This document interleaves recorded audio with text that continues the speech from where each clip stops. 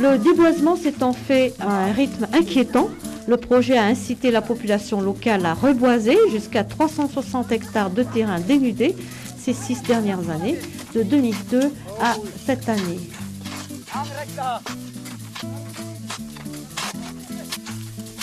Parce que les femmes devaient chercher du bois sur plusieurs kilomètres avant de pouvoir cuire leur repas, le projet leur a également appris à fabriquer leur propre foyer amélioré pour économiser du bois. 3000 ménages en ont bénéficié et le déboisement anarchique s'est peu à peu décru. Si auparavant j'avais besoin de 10 morceaux de bois par jour, maintenant il m'en faut plus que 5.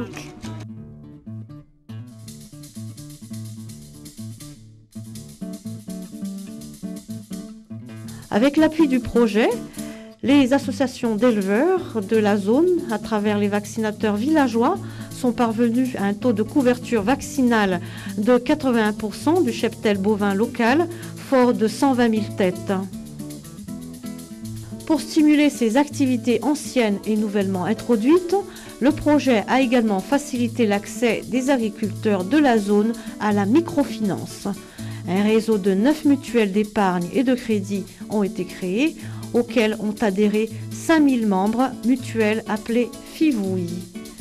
En outre, 220 km de routes de desserte ont été réhabilités pour aider les agriculteurs locaux à écouler leurs récoltes.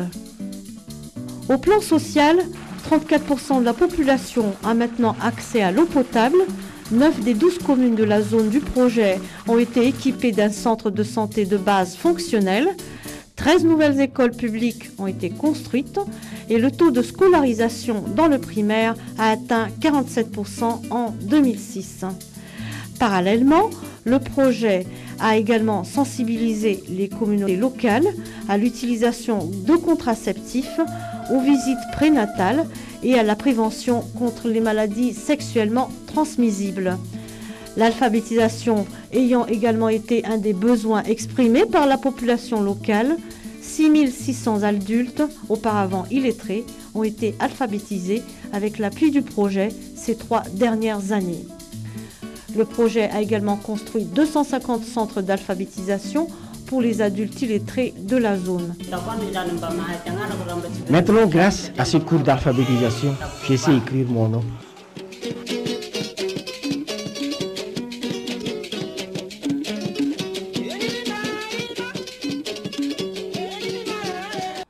Alors que le projet a pris fin en septembre dernier, la relève est déjà assurée grâce à la mise en place d'un tissu associatif déjà fonctionnel et d'un centre de services agricoles ou CSA. Un atelier a été organisé pour définir les rôles des différentes entités en vue d'une pérennisation des acquis du projet.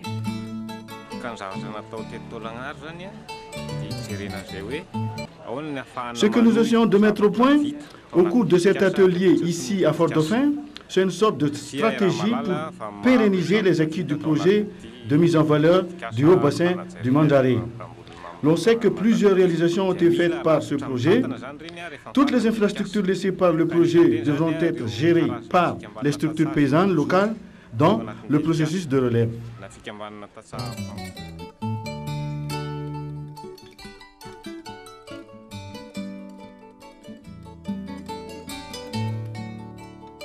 Les multiples renforcements de capacités que le projet a entrepris tout au long de ces 12 années d'intervention est déjà en soi un gage de pérennisation des acquis du projet, comme l'explique le premier responsable du projet. En plus des acquis institutionnels tels que le renforcement du tissu associatif paysan, la mise en place de structures de relève telles que le centre de services agricoles et le renforcement des services déconcentrés d'encadrement des producteurs, le renforcement des capacités individuelles et collectives des paysans et des acteurs locaux, largement développé dans le cadre du projet, est également un gage important de pérennité de ces acquis.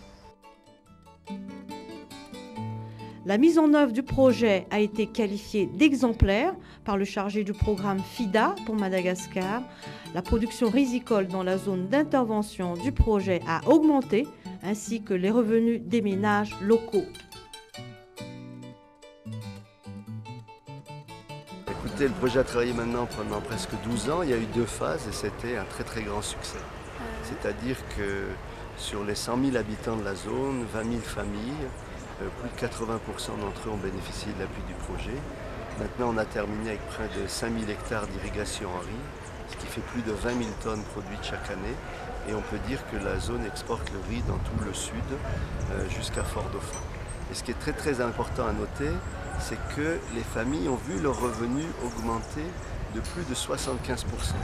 C'est-à-dire qu'une famille qui gagnait à peu près 500 $ par an en 1995-96, quand on a commencé, a plus que doublé le revenu puisqu'on a près de 1100 $ par an de revenus par famille. Et ça, vous le voyez tous les jours en vous promenant là-bas. Les enfants sont bien habillés, bien nourris. Les parents envoient les enfants à l'école, payent le médecin quand ils le font. Donc les conditions de vie sont beaucoup améliorées. Et on espère que ça va durer malgré la clôture du projet parce que les associations qui ont été mises en place continuent le travail.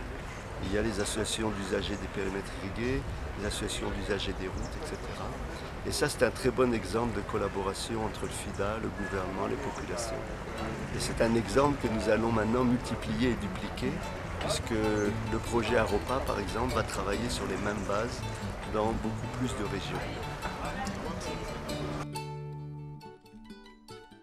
Au terme des 12 années de mise en œuvre du projet, le secrétaire général du ministère de tutelle dit être satisfait des impacts du projet et avoir été un témoin oculaire de l'amélioration du niveau de vie de la population locale. Le ministère a été très satisfait de l'impact de ce projet sur le niveau de vie des paysans très vulnérables dans la région. Moi-même, je suis un témoin oculaire de ce changement de niveau de vie pendant la supervision de ce projet sur le terrain. J'ai vu que les jeunes dans la commune de Tsivour s'habillent comme les jeunes dans la capitale et les chefs-lieux de commune sont très animés et pendant les jours de marché. La pratique des cultures maraîchères dans cette région enrichit les paysans et réduit leur vulnérabilité face au changement